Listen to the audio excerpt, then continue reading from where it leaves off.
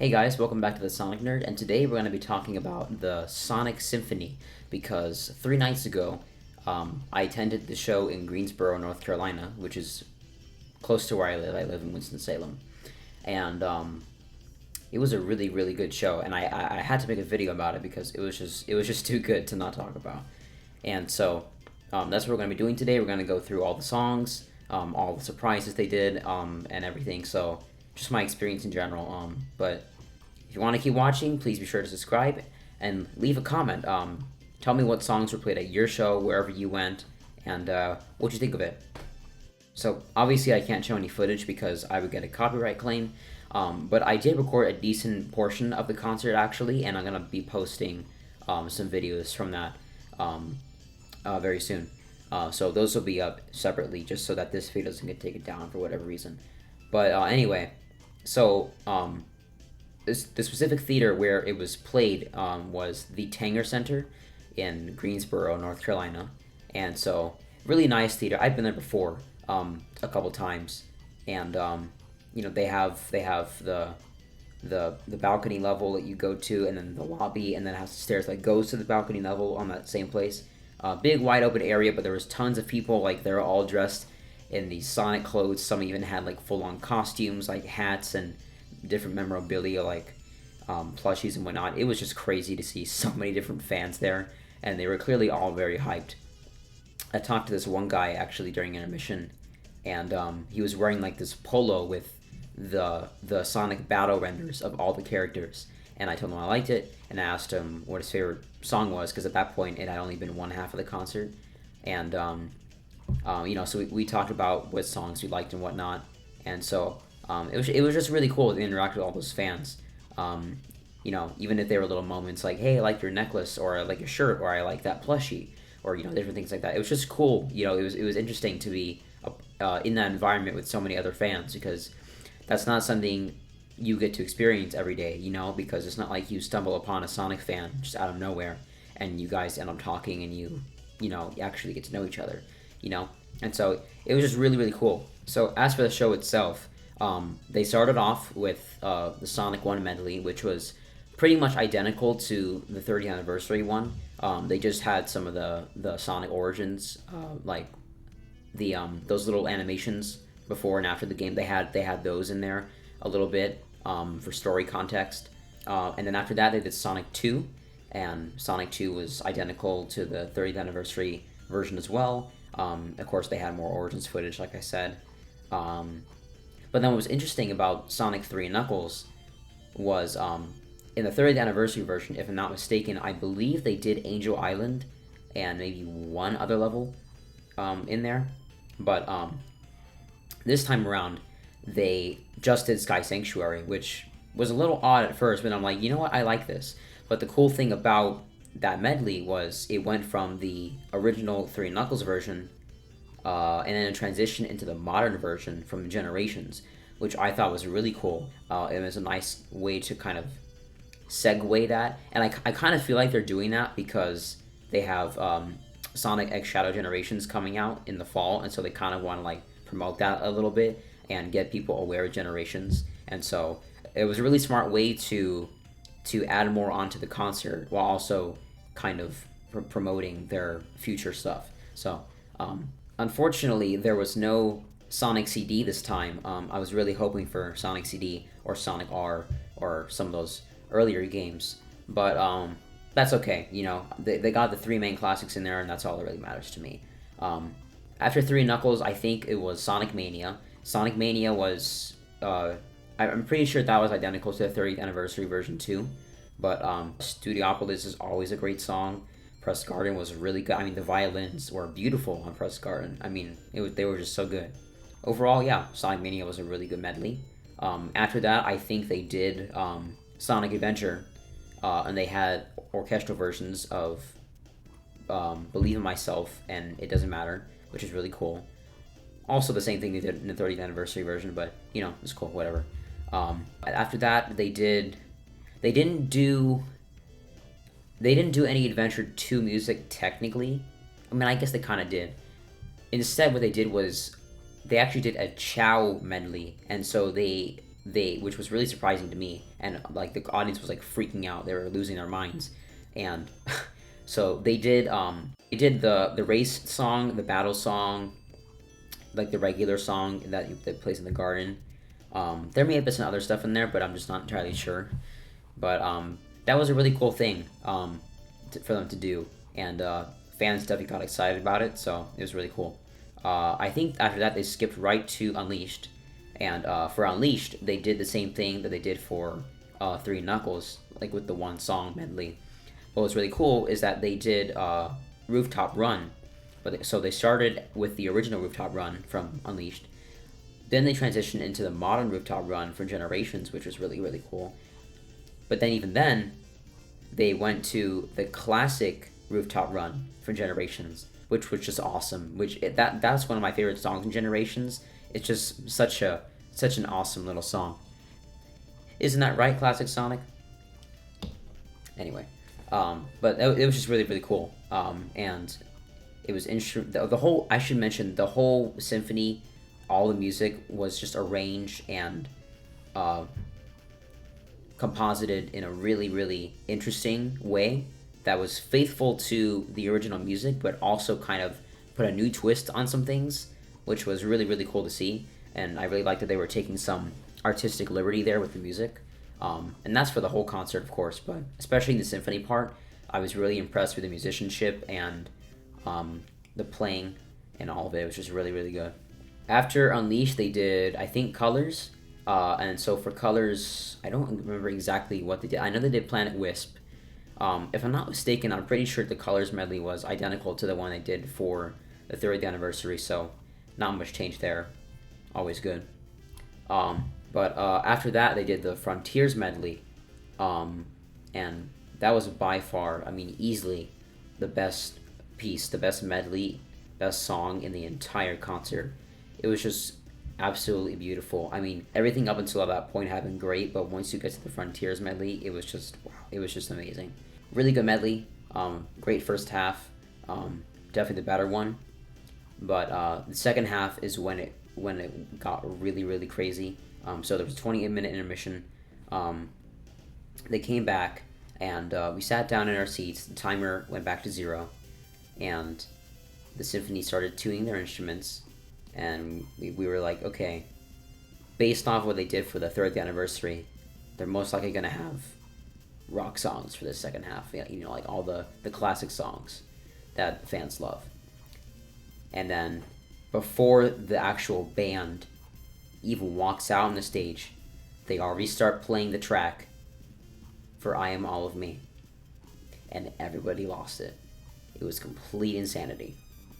Absolutely crazy. Even me, I mean, I was just going ballistic. I was like yelling at the top of my lungs, and my voice was shot for like a good 2 days after that concert because I was just singing my lungs out, and I was screaming as loudly as I possibly could, which I probably shouldn't do because I'm also a singer, but that's something else. But anyway, so I mean, that was super hype. Doing I Am All of Me as the first song was a really great way to open the second half and get fans excited. So after I Am All of Me, they did What I'm Made Of, which was also really good. Then they did Night of the Wind, which was super hype. And the thing that was funny about that was the lead singer, I don't know his name, but I forget exactly what he said, but he was like kind of complaining that he didn't have a baton. And the conductor did, which, by the way, the conductor also got up and sang a couple times, and he has a really good voice. But that's another thing. I'm getting off track. Anyway, so the lead singer was like complaining how he didn't have a baton, but he's like, "But I have a choir," and he pointed to the audience and gestured to them, and but then he like went over like behind him and he grabbed a baton and he waved it up, and so he like moved it, you know, in the way that a conductor moves it, of course. As if he were directing a choir. And so it was a really smart way to go into the third song because he sings those pitches. He goes like first, oh, and then he goes to us. We sing it, oh, and again, oh, and then we started to pick up, wait a minute, oh, and then we're like, yo, it's Night of the Wind. And so it was just a really cool way to segue into that, and it was really awesome. Um, and so that song was good. After that, they did His World. That was super hype. I was going insane. His World is one of my favorite Sonic songs. I mean, just everything in it, the rapping, the guitar, that solo. Oh my god, the solo. Ooh, so good. I love His World. And the rendition they did at the concert was really, really excellent. The blend of the footage and the instrumentation, all of it, excellent. Really, really good. Then after His World, they did Reach for the Stars from Sonic Colors, which was also good. I was never like the biggest fan of that song. I know some people really like it a lot, but it was good. They did the ultimate version, and so it had that guitar solo in there, and it was actually the first time I listened to that version at all. So it was cool. After that, they did Fist Bump from Sonic Forces, and I was very happy to see that because otherwise Forces wouldn't have gotten any other representation. But I knew they were gonna do it because they did it at the 30th anniversary. So after Fist Bump, they did Endless Possibility, and what was cool about this song and about another song that I'll talk about at the very end is they kind of tried to give the audience a motivational speech about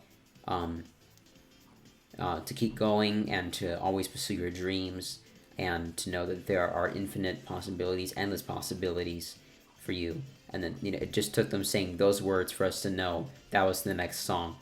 And so as for the song itself, very, very good. About as good as the original, honestly. I mean, all these songs were, of course. After Endless Possibility, they did Pumpkin Hill, which was a real shocker. I never saw that one coming at all. And but it was a really, really nice surprise. And it wasn't that long or anything. It was only about 2 minutes. But they did some really cool improv stuff on there with the vocals, and the singer was even singing North Carolina, and it was just really, really funny and awesome. So that was good. But then came my favorite song of the entire night, and that had to be Unknown from ME, the SA1 version. Blew my socks off. That was incredible. I mean, the Frontiers medley and this song are like neck and neck for me on which one I preferred more. But that was definitely my favorite song from the rock half of the concert. It was so good, and I was shocked. I never expected in a million years for them to do that song because it was not as nearly as big or as popular as Believe in Myself or It Doesn't Matter. And so, but it was really nice to see that Knuckles representation in there. Once again, excellent instrumentation, and the guitars had some really good rhythm going on in there. It had a really, really awesome groove to it. It was just really, really good. And and what was cool was that obviously in the original song there's like that trumpet solo, but instead of that they replaced it with a keyboard solo, and so the keyboardist actually sang the notes that he was playing, and he was like jumping all over the place, and I'm like, this dude is good. But that was an excellent solo. The song in general was just amazing. I mean, truly one of the best songs I've ever seen performed live. It was so good, and hype as hell, but not nearly as hype as Break Through It All, which was the next song, and I almost went deaf. I'm not gonna lie, because the crowd was absurdly loud. It was insane. Not the loudest that the crowd would get, but it was still really loud, and the hype was absolutely through the roof. It was insane, and I know that there was they have been doing Breakthrough at all some of the previous shows, but when you're in the mood and the moment of the concert, you don't really think about that stuff. You're just like on the edge of your seat. All right, what's next? And so Breakthrough It All was also really good. That was mostly the part where I started to lose my voice because of all the yelling and all the "Don't look down," stuff like that. I mean, for the singer to have able to have been able to do all that and all the other songs consecutively, which is absolutely incredible. He was a really good singer. Excuse me. But yeah, Break Through It All was also really good. Then after that, what shocked me was they did Find Your Flame. And boy, was that a heck of a flame in the audience. I know I keep saying the crowd went insane, but I mean it when I say the crowd lost their minds. More than any other song, probably, for the entire show, except for one particular one, which I'll talk about later. And man, Find Your Flame was really just so incredible. Not nearly as good as Unknown from Emmy, but the hype level, just the sheer intensity, it was there, and it was a fury for sure. And but then after that, I was like, okay, they've done 2 Frontier songs at this point. There's no way it's gonna be a third one. There's no way they're gonna do my favorite song of all time. And then they did it, and they did the revisited version of I'm Here from Update 3, and I was like, let's freaking go. Because you have no idea how much I love I'm Here. I'm Here is incredible. It's my favorite Sonic song of all time, hands down. I mean, it's just an amazing song, and the fact that they did it is just insane to me. Because even the fact that they did it alone was crazy, because that was a final boss song in the game, and you wouldn't think they would show footage from the final boss. But they did the Update 3 version. And keep in mind that Update 3 only came out last September, which I guess was a while ago at this point. But, still, the fact that they would show up that final boss footage at that concert, for them to have the nerve to do that, it was gutsy, and it was awesome, and I liked it a lot. I'm Here was really, really good. A great performance. And that was definitely the one I was the most shocked about, even more so than Unknown from ME. But, yeah, the fact that they did that song, I was through the roof. I was so happy. It was just awesome. So after I'm Here, it was supposed to be the end of the concert, because they had told us it was the last song. But of course, the fans were chanting, live and learn, live and learn, live and learn. And it just got so loud to the point where the band eventually got back on stage, and we were like, yes, they're doing it. Except they didn't do it. They did City Escape instead. And that was crazy. The subversion there was like they just went on God mode. They did not care. And City Escape was really good. It was awesome. Really nice surprise. But then after City Escape, that was supposed to be the actual end of the concert. So they were talking about, how it was supposed to end and everything. The main singer was trying to give all the attention to the performers and everything, as if it was, the end of a typical concert. Except then, out of nowhere, and we were like, no. And they did Live and Learn, and it was insane. That was when the crowd got the loudest. When Live and Learn started to play, it was like a sonic boom. I kid you not. Pun fully intended, by the way, obviously. I mean, the crowd went ballistic. They completely lost 100% of their sanity. And they gave up all of their energy to worship this blue rat. And it was amazing. We kind of knew that they were going to do Live and Learn, obviously, because they had done it at pretty much all the other shows.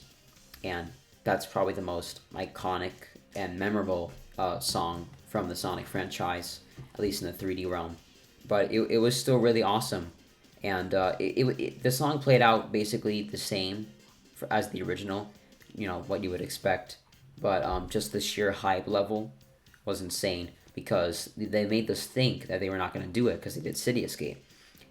And then they actually did Live and Learn, and that's when everybody went nuts. That was a big thing with the concert in general, was the subversion, and not knowing what was going to come next was really nice. because it added a layer of curiosity to the concert that I really liked, that I wish more concerts would do. But so after Live and Learn, they said that was after that was supposed to be the end of the concert, supposed to be. But then they're like, tonight is a sold out crowd. And you want to know what the song they did last? They did One Way Freaking Dream. They did One Way Dream. And I'm like, there's no way they're doing a fourth Sonic Frontier song. And at that point, I was just like, well, they should have done Undefeatable for that. I mean, you had the first three Titan themes, and you had One Way Dream. I mean, you should have just done Undefeatable, but it's okay, whatever. But it was interesting because it wasn't like the full boisterous rock version, like, how we expected. It was actually a really nice and wholesome acoustic cover, just with all the members coming together in a circle around the mic and singing. And this one guy was playing the acoustic guitar, and that was it. It was just the voice and the guitar, and it was really simple, and it was really clean, and it was just really nice. It was a really, really good way to end the concert. And I was very shocked that they did that song, because even before they started it, the singer was like, originally this was not one that was on the set list, and so eventually they allowed me to put it on there. And I forget who he said did it, but somebody on the band completely recomposed the song and rearranged everything. And of course, they did that for all the songs for the most part, for like Symphony at least. But I mean, One Way Dream was different. I mean, it was almost a different song, and so it was a really special way to end it off, because for those of you who don't know, One Way Dream is actually meant to kind of be a letter to the fans from Sonic Team. And I don't know if the lyrics were written by them, but I know that when the lyrics were being written, it was kept in mind that Sonic Team wanted to send a message to the fans, like as a sort of thank you for sticking with them and believing in them. And so for them to end off the Sonic Symphony like that was just a really, really nice finisher. And yeah, in general, it was an excellent show, and I walked away super happy from it. I mean, to have been there for that amazing experience, it was unreal. It was so unreal, and it was definitely something that I'll never forget. Anyway, so I have some recordings, like I said, that I'll be posting from most of the second half, and so you guys can go check this out. But hopefully this video isn't too long. I had to do it in multiple recordings, so whatever. Anyway, thank you guys so much for watching, and see you next time.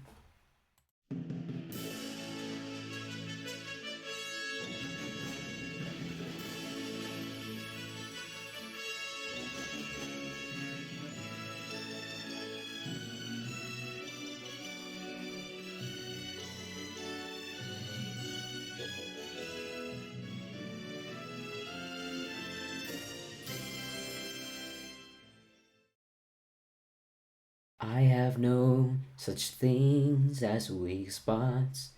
Don't approve of him, but gotta trust him. This alliance has a purpose. This partnership is only temporary, yeah. Oh, I'm recording.